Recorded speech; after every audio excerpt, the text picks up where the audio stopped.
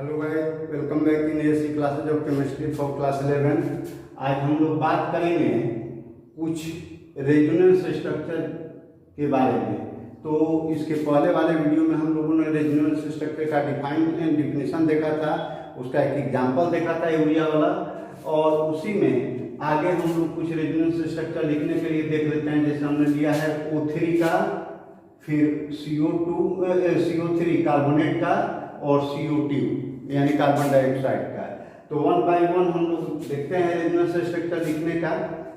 Start करने के पहले आपसे एक सजेशन और रिक्वेस्ट है कि अगर अभी तक आप चैनल पर नए हैं तो प्लीज चैनल को सब्सक्राइब कर लीजिए, वीडियो को पूरा एंड तक देखिए। वीडियो आपको अच्छा लगे तो लाइक कीजिए और फ्रेंड्स में शेयर कीजिए ताकि अधिक से अधिक लोग इसका फायदा उठाएं। और जब चैनल को सब्सक्राइब करेंगे तो उसमें आपको प्ले लिस्ट मिल जाएगा। प्ले लिस्ट में जाकर के चैनल पर देख सकते हैं आपके प्रीवियस वीडियो भी जो अपलोड किए गए हैं। तो जो नए हैं वो अपना प्रीवियस वीडियो को भी देखें, बहुत हेल्पफुल वीडियोज हैं आप लोगों के लिए। तो वीडियो को देखते रहिए। और आइए अब आज के टॉपिक की शुरुआत हम लोग करते हैं। तो सबसे पहले है कि रेजोनेंस स्ट्रक्चर ऑफ O3। तो आपको पहले से मालूम है कि रेजोनेंस स्ट्रक्चर जो होता है बेसिकली यह हाइपोथेटिकल बात होती है। कंपाउंड के एटम एक ही टाइप के पाए जाते हैं और ऐसा देखा जाता है कि उसमें जो अलग अलग मॉलिक्यूल्स हैं तो हर मॉलिक्यूल्स के बॉन्ड का लेंथ लगभग सेम रहता है। जबकि अगर उनको सेपरेट बॉन्ड के रूप में देखा जाए तो वहां पर बॉन्ड अलग अलग होता है। जैसे एग्जाम्पल के तौर पर आप देखते हैं तो O में अगर सिंगल बॉन्ड हो तो उसका 148 पिकोमीटर बॉन्ड लेंथ होता है, और O के बीच में डबल बॉन्ड हो तो 121 पिकोमीटर बॉन्ड लेंथ होता है। लेकिन जो O3 मॉलिक्यूल मिलते हैं तो उनका एक्सपेरिमेंटली वेरीफाइड बॉन्ड लेंथ है 128 पिकोमीटर, यानी दोनों के बीच में कुछ एग्जैक्ट एवरेज भी नहीं है लेकिन लगभग बीच में है। 121 से कुछ ज़्यादा हुआ और 148 से कुछ कम हुआ। तो पाया तो जा रहा है इतना बॉन्ड है, लेकिन एक्चुअल में डबल बॉन्ड और सिंगल बॉन्ड जो लेविस स्ट्रक्चर के आधार पर लिखते हैं तो उनके अनुसार उनका अलग अलग मिलता है। तो जब ऐसी स्थिति होती है तो बेसिकली वो होता क्या है कि उनके स्ट्रक्चर को समझने के लिए हम लोग उनका अलग अलग तरीके से जितने भी पॉसिबल स्ट्रक्चर होते हैं बना देते हैं, और उसमें जो हमारा रिजल्ट मिलता है एग्जिस्टेंस जो होता है रियल मॉलिक्यूल का, उन सबके हाइब्रिड के रूप में होता है, एवरेज प्रॉपर्टी के रूप में होता है। तो जो डिफरेंट फॉर्म्स होते हैं वही कैनोनिकल फॉर्म होते हैं, रेजोनेटिंग स्ट्रक्चर होते हैं, और जो उनका एक पाया जाता है फाइंडिंग या एग्जिस्टेंस होता है तो वो बेसिकली रेजोनेंट हाइब्रिड के रूप में होता है। तो O3 में हम देखते हैं कि एक 3 O हैं, एक सेंटर में है और 2 बाकी इंड पोजीशन में, तीनों जगह होते हैं। तो अब इसमें जब लेविस स्ट्रक्चर के अनुसार लिखते हैं तो उनमें 2 O के बीच में सिंगल बॉन्ड और 2 O के बीच में डबल बॉन्ड बनता है, यानी एक तरफ सिंगल और एक तरफ डबल बनता है। तो जब हम उनका स्ट्रक्चर लिखते हैं तो स्ट्रक्चर में ये हो जाता है कि एक बार हम इधर सिंगल और इधर डबल ले लिए तो सिंगल वाला 148 पिकोमीटर और 128 पिकोमीटर हो गया। यहाँ पर 2 बचते हैं, लेविस स्ट्रक्चर आप लिखना जाने हुए हैं। उसी तरीके से अब इसी का उलट देते हैं, लेफ्ट को राइट कर देते हैं, तो ये वाला इधर चल जाता है और ये वाला इधर चला जाता है। तो 121 पिकोमीटर और 148 पिकोमीटर ये हो गया। आप इन 2 स्ट्रक्चर हैं O3 के, ये दोनों कैनोनिकल फॉर्म है। और इनका हाइब्रिड फॉर्म जो होता है तो हाइब्रिड फॉर्म को हम दोनों तरफ एक सिंगल दिखा कर एक डॉटेड लाइन से दिखाते हैं। तो डॉटेड लाइन से दिखाया जाता है हाइब्रिड में, जहां जहां रेजोनेटिंग है। तो इस तरीके से 128 पिकोमीटर हो जाता है। अब इसी तरीके से रेजोनेंस स्ट्रक्चर कार्बोनेट आयन का देखते हैं। तो कार्बोनेट आयन में 2 नेगेटिव चार्ज हैं तो 2 ऑक्सीजन पर आएंगे, और सेंटर में आपका C रहेगा, 3 O है, 3 तरफ से जुड़े रहते हैं। लेविस स्ट्रक्चर में लिखते हैं तो उसमें देखते हैं कि एक जगह कार्बन और ऑक्सीजन के बीच में डबल बॉन्ड होता है और 2 कार्बन और ऑक्सीजन के बीच में सिंगल बॉन्ड होता है। तो अब इसमें जैसे एक यहाँ है डबल बॉन्ड O और ये सिंगल सिंगल हो गया, सिंगल सिंगल पर आपके रहेंगे नेगेटिव चार्ज। तो 3 पोजीशन है तो ये डबल बॉन्ड अल्टरनेटिवली चेंज कर जाएगा। एक बार जैसे ऊपर दिखा दिए तो इन दोनों पर निगेटिव चार्ज, एक बार इधर दिखा दिए तो इन दोनों पर निगेटिव चार्ज, और एक बार इधर दिखा दिए तो इन दोनों पर निगेटिव चार्ज। तो इस तरीके से इसके 3 रेजोनेंस स्ट्रक्चर हो गए कार्बोनेट के। अब ऐसे ही CO2 का रेजोनेटिंग स्ट्रक्चर देखते हैं तो इसमें होता है कि C, और यहाँ पर 2-2 इलेक्ट्रॉन का दोनों तरफ से शेयरिंग है, 4-4 बने हुए हैं। फिर इसका ऐसा भी हो सकता है कि एक O पर 2 इलेक्ट्रॉन रहे लोन पेयर के रूप में, और 3-3 कार्बन के साथ एक तरफ 3 का और एक तरफ 1 का शेयरिंग हो। तो इधर 1 का शेयरिंग होता है तो यहाँ पर माइनस बन जाता है, और यहाँ पर एक कम होता है तो यहाँ पर प्लस बन जाता है। और अगले बार में इसी को उलट देते हैं तो ये वाला टाइप इधर आ जाता है और ये वाला टाइप इधर चला जाता है, फिर सेकेंड स्ट्रक्चर मिल जाता है। तो इस तरीके से कार्बन डाइऑक्साइड के 3 आपके स्ट्रक्चर होता है, एक न्यूट्रल फॉर्म में हो गया, और एक पर एक ऑक्सीजन पर प्लस और एक पर माइनस आएगा, तो ऐसे 2 हो जाते हैं। तो टोटल 3 आपके रेजोनेटिंग स्ट्रक्चर कैनोनिकल फॉर्म हो गए। और CO2 आपका जो होता है तो वो आपका जनरल फॉर्म होता है लिनियर फॉर्म में, तो वो आपका उसका हाइब्रिड फॉर्म होता है। अब इसके बाद नेक्स्ट टॉपिक की बात करते हैं। नेक्स्ट टॉपिक है हमारा डाइपोल मोमेंट, और ये बहुत ही इंपॉर्टेंट टॉपिक है, और बेसिकली ये कुछ फिजिक्स से भी रिलेटेड होता है। फिजिक्स में भी आपको डाइपोल मोमेंट मिला होगा। तो यहाँ हम डिफाइन करते हैं डाइपोल मोमेंट को कि the product of the magnitude of the charge and the distance between 2 centres of charge is called dipole moment. 2 charge कहीं दिए गए हैं तो दोनों चार्ज का क्वांटिटी सेम होगा, तो एक चार्ज का वैल्यू कोई एक चार्ज ले लीजिए, और उसमें आप ये दोनों के बीच का जो डिस्टेंस है, दोनों चार्ज के सेंटर का जो डिस्टेंस है, उस डिस्टेंस से मल्टीप्लाई कीजिए, यानी चार्ज इनटू डिस्टेंस करेंगे तो आपका डाइपोल मोमेंट आएगा। ये बेसिकली एक वेक्टर क्वांटिटी होती है, और the distance between positive and negative centres is called bond length.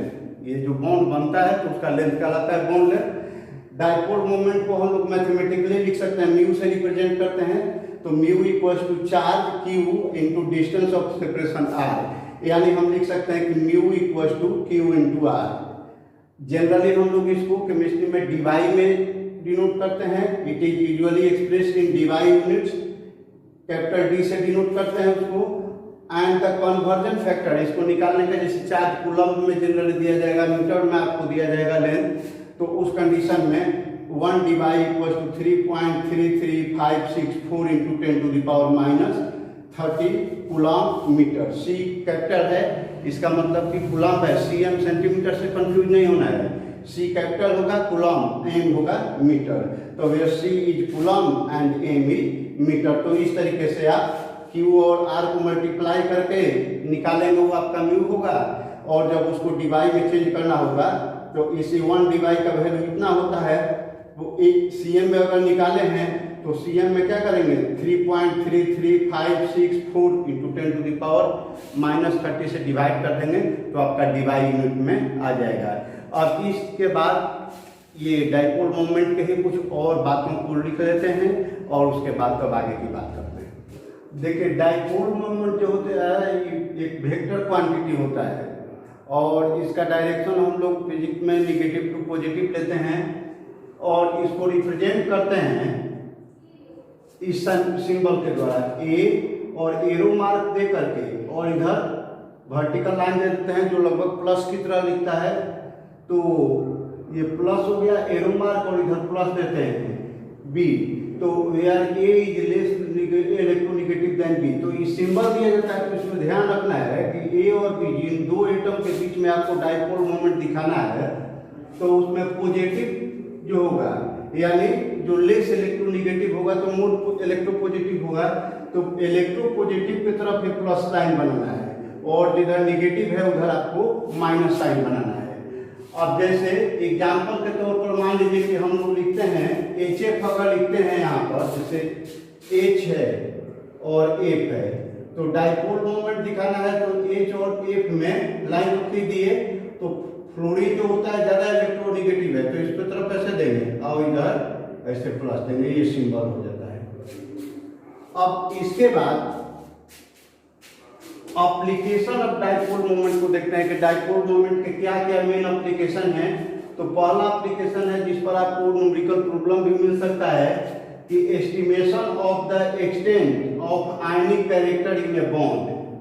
जैसे कंसीडर डायटोमिक मॉलिक्यूल HCl की बात करते हैं, तो HCl के लिए R जो मेजर किया गया है तो R है 1.275 एंगस्ट्रॉम, और आप जानते हैं कि 1 एंगस्ट्रॉम में 10⁻⁸ सेंटीमीटर होता है या 10⁻⁻10 मीटर होता है।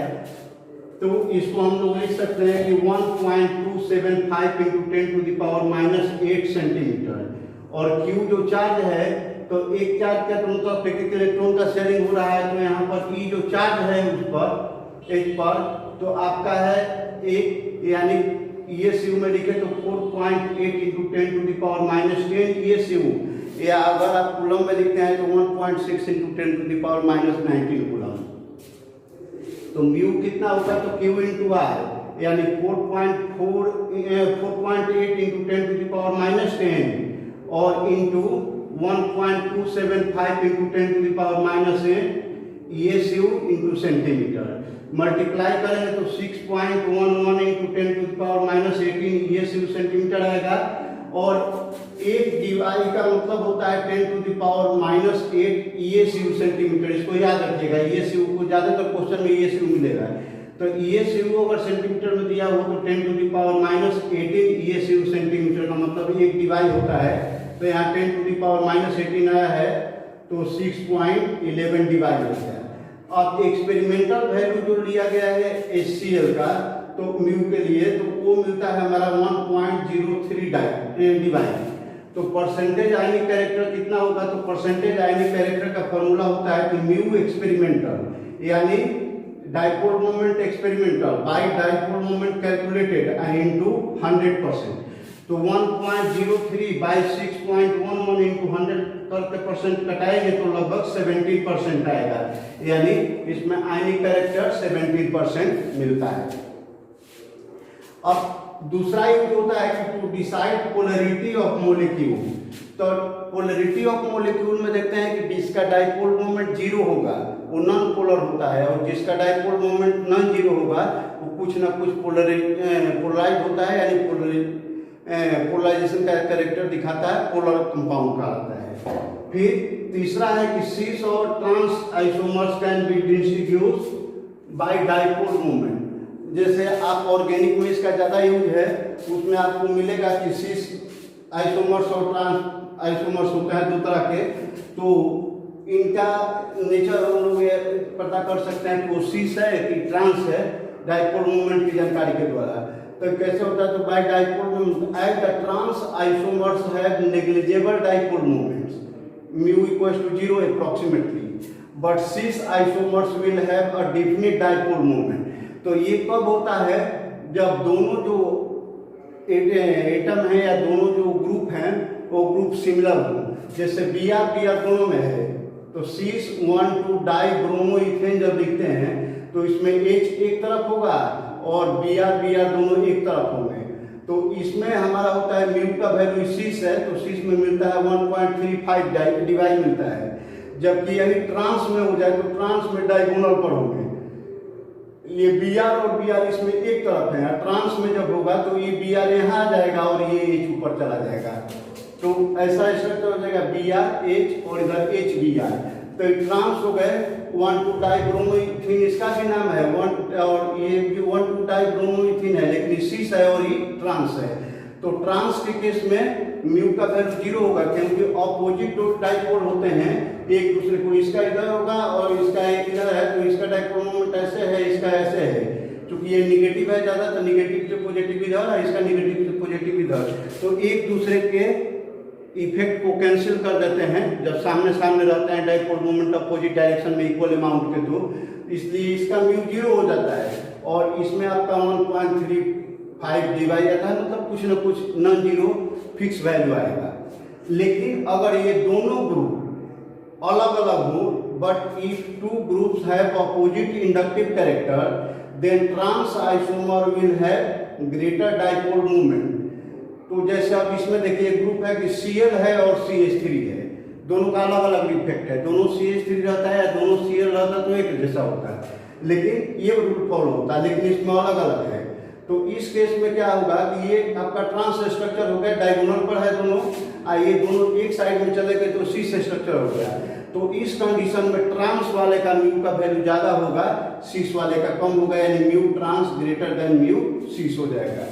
अब इसके बाद इसका चौथा एप्लीकेशन है कि to decide the geometry of polar molecules. ये पोलर मॉलिक्यूल जो होते हैं तो जिनका डाइपोल मोमेंट होता है नॉन जीरो होते हैं, लीनियर शेप में हो सकते हैं, और जो डाइपोल मोमेंट वाले हैं जो कुछ बेंड होते हैं या डिफरेंट टाइप के शेप होते हैं, तो उनके शेप का डिसीजन हम लोग डाइपोल मोमेंट की जानकारी के द्वारा कर सकते हैं।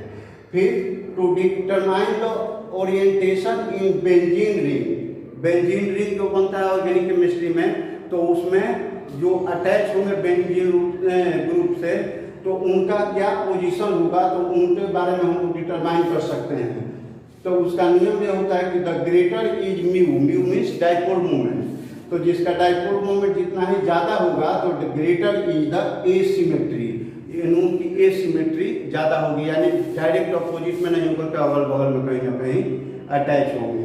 तो इस तरीके से ये कुछ जनरल एप्लीकेशन थे, आपके सिलेबस में तो नहीं है इसकी चर्चा, लेकिन थोड़ा सा उससे रिलेटेड टर्म था तो हमने उसको फोकस कर दिया है। और इसके बाद अगले वीडियो में VSEPR थ्योरी को देखेंगे, उसके बाद वैलेंस बॉन्ड थ्योरी को देखेंगे, बाकी जो आगे के टॉपिक हैं 1 बाय 1 करके देखते चलेंगे। तो मिलते हैं अगले वीडियो में। अगर वीडियो आपको अच्छा लगा तो आप इसको लाइक करेंगे, शेयर करेंगे, और अगर कम समझ में आया हो तो एक बार रिप्ले करके देखेंगे, आसानी से समझ में आ जाएगा। कोई बहुत बड़ा टॉपिक नहीं था इसमें, लेकिन इम्पोर्टेंट था, समझने में बहुत कॉम्प्लेक्स नहीं था, लेकिन एग्जाम के लिए इम्पोर्टेंट था, जानकारी के लिए इम्पोर्टेंट है। इसका आगे भी 12th में भी बहुत यूज मिलेगा, तो इसलिए आप टॉपिक को अच्छे से देख लेंगे, समझ लेंगे, और मिलते हैं अगले वीडियो में अगले टॉपिक के साथ। तब तक के लिए thank you, best of luck.